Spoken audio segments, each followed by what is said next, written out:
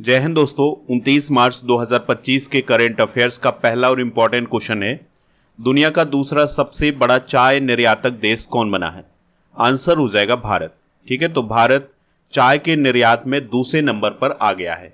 तो भारत अपने पड़ोसी देश श्रीलंका को पीछे छोड़ते हुए दुनिया का दूसरा सबसे बड़ा चाय निर्यातक देश बन गया है। भारत ने साल 2024 में 255 मिलियन किलोग्राम चाय का निर्यात किया है, यानी एक्सपोर्ट किया है। दुनिया का सबसे अधिक चाय निर्यातक देश कौन है? तो वो है केन्या। और केन्या कहाँ है? अफ्रीका महाद्वीप में। दोस्तों, भारत दुनिया के कुल चाय निर्यात का 10% हिस्सा निर्यात करता है, यानी कि दुनिया में जितना भी चाय का निर्यात होता है उसका 10% हिस्सा भारत निर्यात करता है।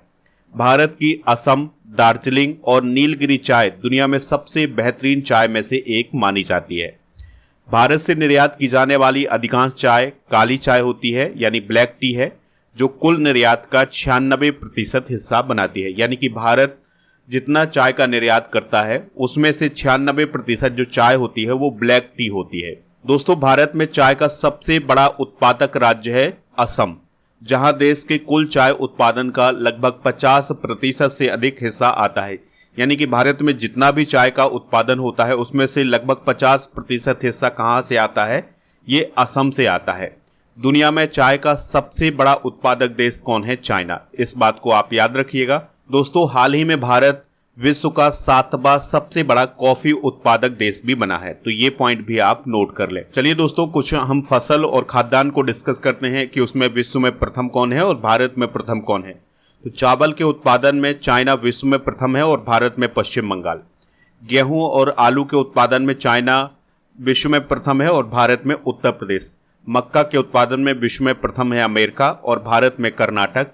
दलहन या दालों के उत्पादन में भारत पहले नंबर पर है विश्व में और भारत में मध्य प्रदेश पहले नंबर पर है। मूंगफली के प्रोडक्शन में विश्व में प्रथम है चाइना और भारत में प्रथम है गुजरात।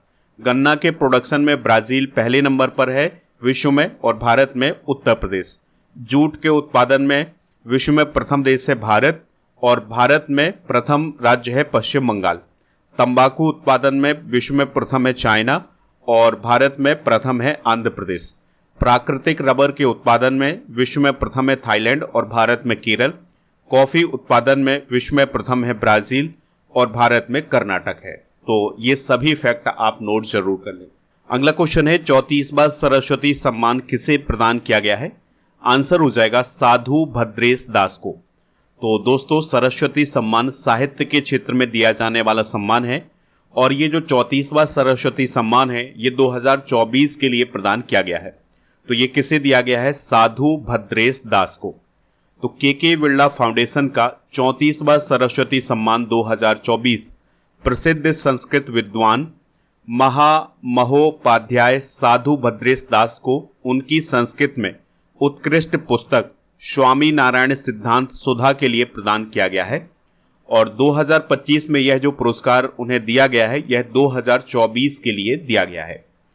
सरस्वती सम्मान की अगर हम बात करें तो सरस्वती सम्मान एक वार्षिक पुरस्कार है, यानी हर साल यह प्रदान किया जाता है। यह पुरस्कार के बिरला फाउंडेशन के द्वारा दिया जाता है।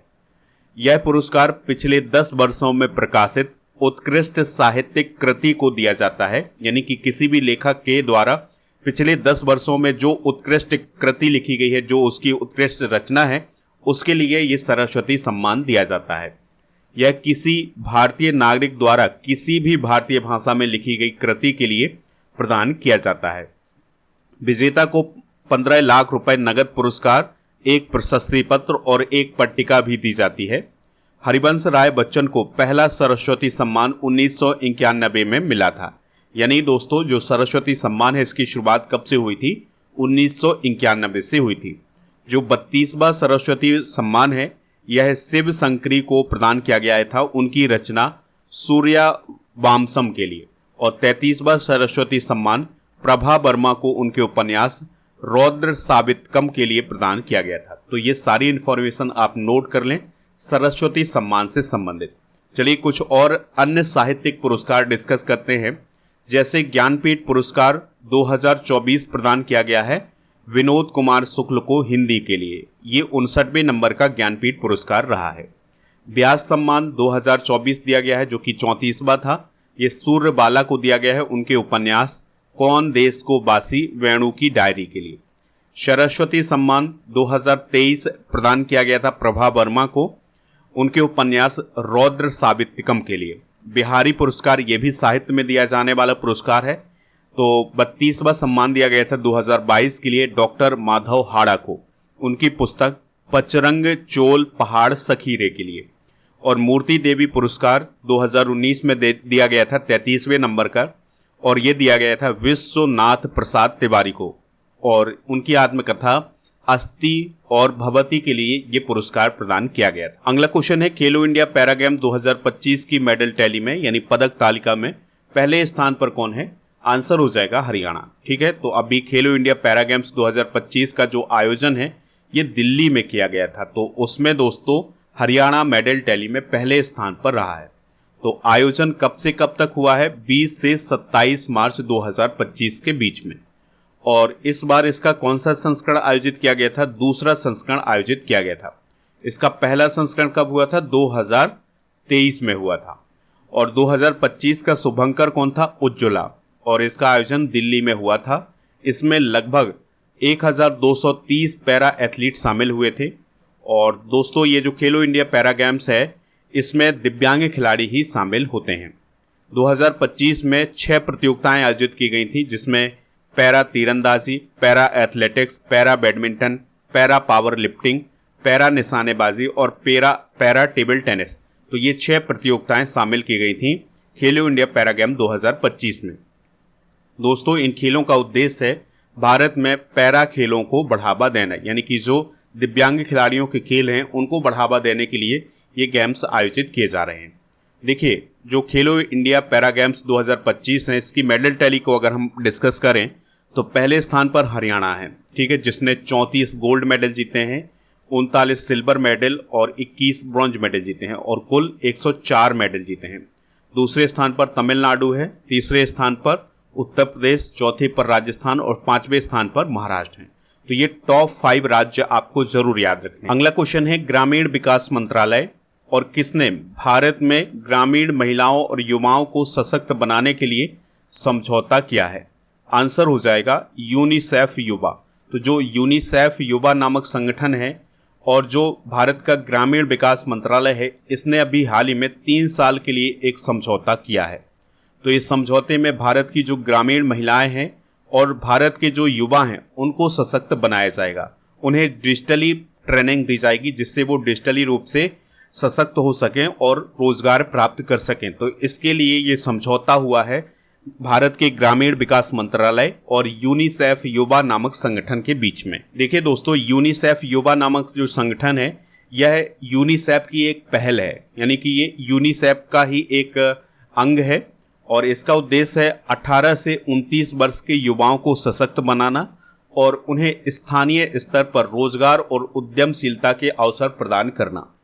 अगर हम यूनिसेफ की बात करें तो इसका फुल फॉर्म होता है United Nation International Children's Emergency fund.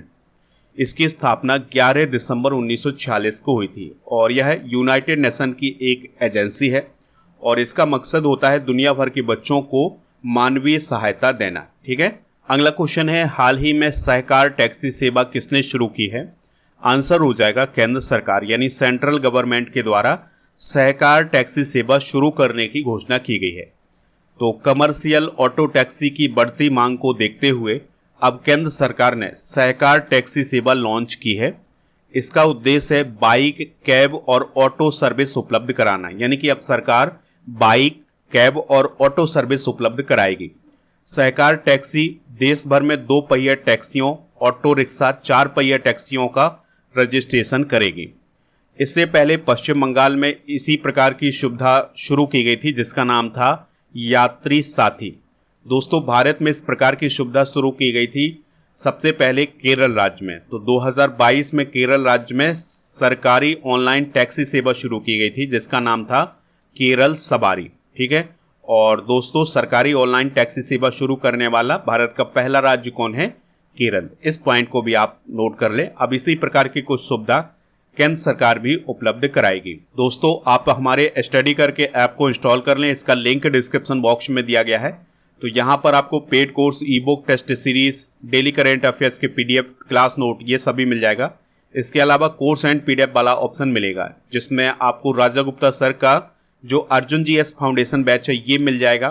तो इसको आप ज्वाइन कर सकते हैं, ठीक है। और अगर आप छूट प्राप्त करना चाहते हैं तो उसके लिए आप कूपन कोड यूज करें अर्जुन 200।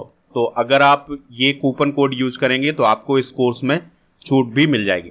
इसके अलावा कोर्स एंड PDF वाले ऑप्शन पर 1 year complete monthly current affairs का पैकेज भी मिल जाएगा, जिसमें हर महीने मंथली करेंट अफेयर्स की बुक को अपडेट किया जाएगा। अगला क्वेश्चन है, हुरुन ग्लोबल रिच लिस्ट 2025 के अनुसार दुनिया में सबसे ज्यादा अरबपति किस देश में है? आंसर हो जाएगा अमेरिका। तो दोस्तों, हुरुन ग्लोबल रिच लिस्ट 2025 के अनुसार सबसे ज्यादा अरबपतियों वाला देश है अमेरिका, उसके बाद चाइना है और तीसरे स्थान पर इंडिया है। यानी कि सबसे ज्यादा अरबपति अमेरिका में है, फिर दूसरे नंबर पर चाइना है, तीसरे स्थान पर भारत है। अमेरिका में अरबपतियों की संख्या है 870, जबकि चाइना में 823 है और भारत में अरबपतियों की संख्या कितनी है? 284। ठीक है, तो 284 अरबपतियों के साथ दुनिया में तीसरे नंबर पर है भारत। दुनिया में अरबपतियों की जो कुल संख्या है वो कितनी है? 3442। और दोस्तों, आपको याद रखना है कि 92 अरबपतियों के साथ चाइना का जो संघाई शहर है यह एशिया की अरबपतियों की राजधानी बन गई है। यानी कि एशिया में वह कौन सा शहर है जहां पर सबसे ज़्यादा अरबपति हैं? तो वो है संघाई शहर।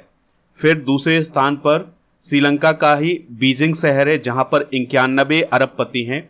तीसरे स्थान पर मुंबई है जहां पर 90 अरबपति हैं। तो ये फैक्ट भी आप नोट कर लें। दोस्तों, इस रिपोर्ट में यह भी बताया गया है कि HCL टेक्नोलॉजीज की रोशनी नादार दुनिया की टॉप 10 सबसे धनी महिलाओं में शामिल होने वाली पहली भारतीय बन गई हैं। और दोस्तों, ये टॉप 10 में 5वें स्थान पर हैं, इस बात को भी आप याद रखिएगा। दोस्तों, इसके अलावा इस रिपोर्ट में यह भी बताया गया है कि रिलायंस इंडस्ट्रीज लिमिटेड के जो चेयरमैन और सह प्रबंध निदेशक हैं मुकेश अंबानी, वो एशिया और भारत के सबसे अमीर व्यक्ति हैं। मुकेश अंबानी इस बार दुनिया के टॉप 10 सबसे अमीर व्यक्तियों में शामिल नहीं हैं, इस बात को भी आप नोट करें।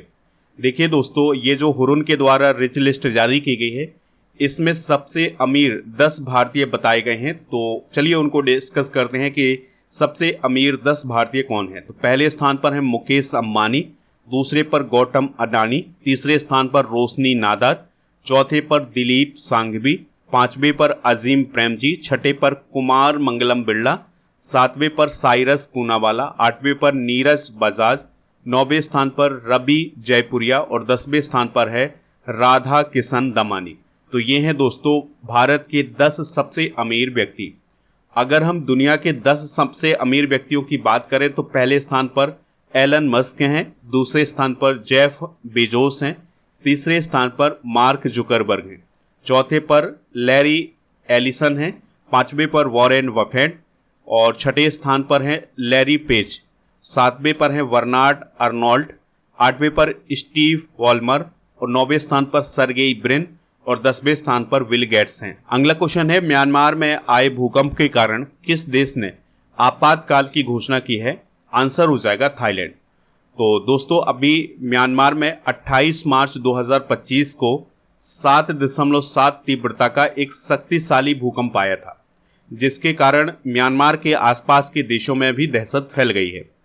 म्यांमार में जो भूकंप आया था ये कहाँ पर आया था? मंडालय में। ठीक है, तो भूमि से 10 किलोमीटर नीचे इसका केंद्र था। इसके बाद यानी म्यांमार में भूकंप आने के बाद थाईलैंड में भी भूकंप के झटके देखे गए हैं। इसको देखते हुए थाईलैंड की जो प्रधानमंत्री है पैटोंग टार्न सिनवात्रा, उन्होंने आपातकाल की घोषणा की। थाईलैंड की अगर हम बात करें तो यह एशिया महाद्वीप में ही स्थित है और म्यांमार का ये पड़ोसी देश ही है। बैंकॉक इसकी कैपिटल है। प्रधानमंत्री हैं पैटोंग टार्न सिनावात्रा और यहाँ की करेंसी क्या है? थाई बाट।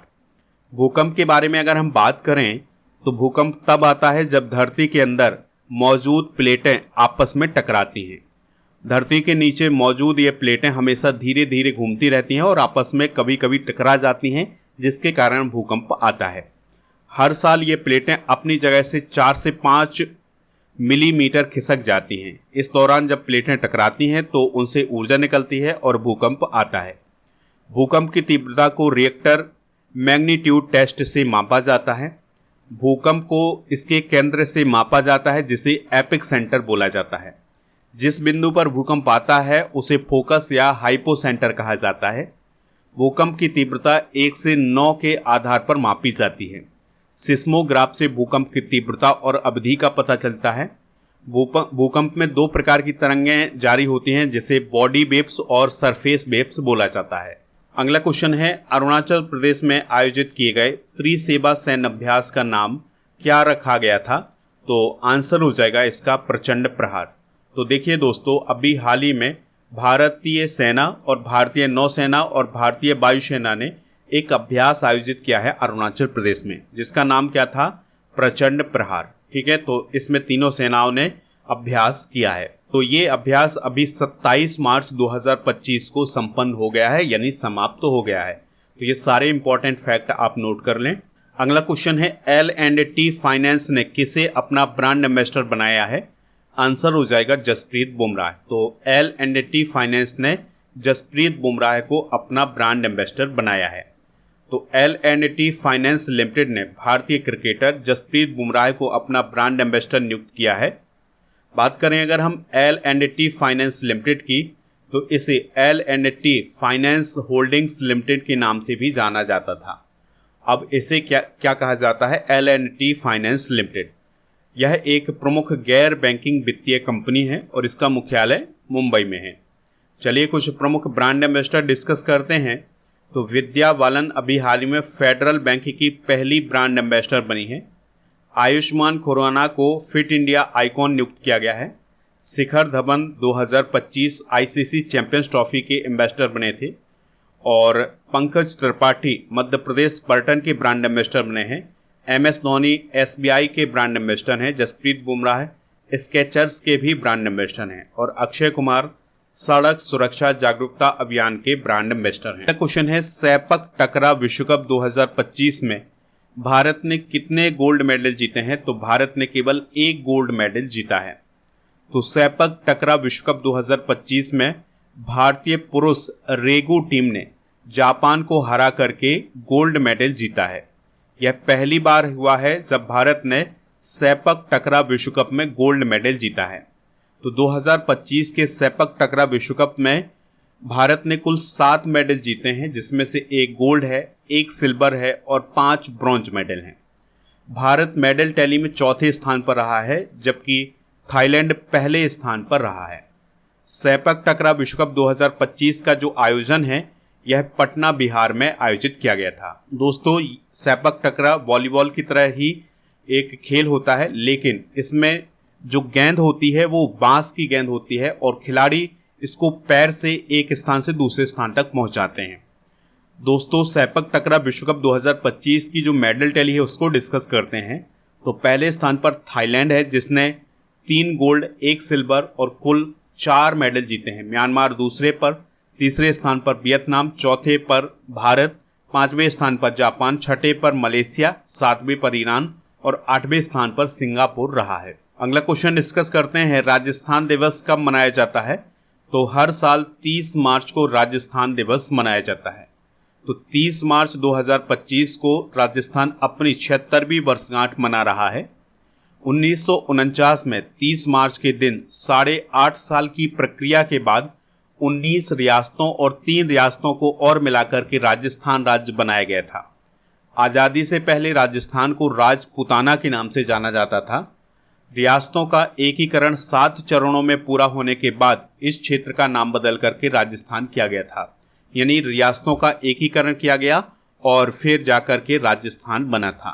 राजस्थान वर्तमान में क्षेत्रफल की दृष्टि से भारत का सबसे बड़ा राज्य है। राजस्थान की राजधानी जयपुर है। राज्यपाल हैं हरि भाऊ बागड़े और मुख्यमंत्री हैं भजन लाल शर्मा, जो कि बीजेपी से संबंधित हैं। विधानसभा की यहाँ पर 200, राज्यसभा की 10, लोकसभा की 25 सीटें हैं। इसके अलावा यहाँ पर रणथंबोर सरिस्का और राष्ट्रीय मरु उद्यान मुकुंदरा हिल्स और केवला देव, ये सभी राष्ट्रीय उद्यान यहाँ पर स्थित। तो दोस्तों ये थे आज के करंट अफेयर्स के क्वेश्चन।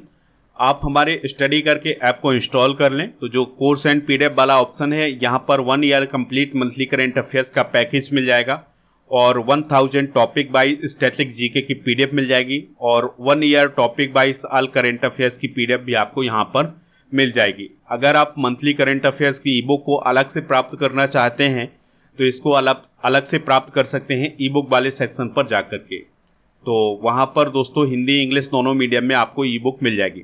13 महीने के करंट अफेयर्स की ई बुक और 1800 करंट अफेयर्स के एमसीक्यूज की ई बुक भी आपको ऐप पर मिलेगी। टेलीग्राम चैनल को ज्वाइन कर लें। टेलीग्राम चैनल का नाम है स्टडी कर ऑफिशियल। तो यहाँ पर आपको डेली करंट अफेयर्स का पीडीएफ ये सभी मिल जाएगा। चलिए अब हम कल के करंट अफेयर्स को रिवाइज करते हैं। हाल ही में किस देश ने फेसबुक को बैन किया है? Papua New Guinea. रामायण सम्मेलन 2025 कहाँ आयोजित हुआ है? कोलंबो, श्रीलंका। एशियाई कुश्ती चैंपियनशिप 2025 में सुनील कुमार ने कौन सा मेडल जीता है? ब्रॉन्ज। मनोज भारती राजा कौन थे जिनका निधन हो गया है? अभिनेता निर्देशक। संगीत कला निधि पुरस्कार 2025 किसे मिला है? आर.के. श्री राम कुमार को। अमेरिका के नेशनल इंस्टीट्यूट ऑफ हेल्थ के डायरेक्टर कौन बने हैं? जय भट्टाचार्य। भीम 3.0 ऐप किसने लॉन्च किया है? एनपीसीआई। और भारत और किस देश ने जीडीएससी के लिए समझौता किया है? सिंगापुर। दुनिया की सबसे अधिक मूल्यवान स्टील निर्माता कंपनी कौन बनी है? JSW steel. और बी सोमित रेड्डी ने किस खेल से संन्यास की घोषणा की है? बैडमिंटन। अगला क्वेश्चन है, चांदीपुर कहाँ स्थित है जहां से डीआरडीओ द्वारा स्वदेशी रूप से विकसित VLSRSAM मिसाइल का सफल परीक्षण किया गया है? उड़ीसा। आज के जनरल नॉलेज के पिटारे में हम कुछ प्रमुख झीलें डिस्कस करेंगे, जैसे डल झील, बुलर और मानस बल झील, ये जम्मू कश्मीर में है। रेणुका और रिवालसर और चंद्रताल ये हिमाचल प्रदेश में है। नैनीताल, भीमताल, रूपकुंड उत्तराखंड में है। सुखना, हरिके वेटलैंड ये पंजाब में है। और वड़खल और कर्ण ये हरियाणा में है। और कोडाई कनाल, ऊटी और बीरानम ये तमिलनाडु में है। और बेम्बनाड, अष्टमुडी और सस्थामकोटा ये केरल में है। उलसूर और वेलंदूर, आगरा ये कर्नाटका में है। और कोल्लेरू और पुलिकट ये आंध्र प्रदेश में है। तेलंगाना में है हुसैन सागर और उस्मान सागर। दोस्तों कल के करंट अफेयर्स में आपसे पूछा गया था कि फेसबुक की स्थापना किस वर्ष हुई थी? तो साल 2004 में फेसबुक की स्थापना हुई थी। तो लगभग सभी लोगों ने इसका आंसर 2004 बताया हुआ है। आज आपके लिए क्वेश्चन है, भारत में चाय का उत्पादन सबसे अधिक किस राज्य में होता है? जो भी इसका राइट आंसर हो कमेंट बॉक्स में आप हमें ज़रूर बताएं। और अगर आप हमारे ऐप को इंस्टॉल करेंगे तो ई बुक वाले सेक्शन पर आपको जीके की ई बुक भी मिल जाएंगी, जिसमें Indian geography, polity, history, science इन सभी टॉपिक को कवर किया गया है। सभी ई बुक आपको यहाँ पर मिल जाएगी।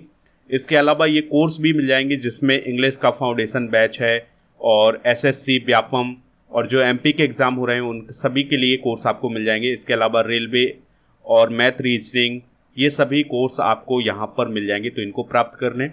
ऐप पर जो ऑफ़र चल रहा है जिसमें आपको 299 रुपये में पिछले साल की सभी मंथली करंट अफेयर्स मिल जाएंगे, तो ये प्राप्त कर सकते हैं। टेस्ट पास वाले ऑप्शन पर आपको 4000 से अधिक टेस्ट मिलेंगे 1 वर्ष की वैलिडिटी के साथ। तो ये सभी जो सुविधाएं हैं इनका उपयोग करें। आप हमारे ऐप को इंस्टॉल करें, इसका लिंक डिस्क्रिप्शन बॉक्स में दिया गया है।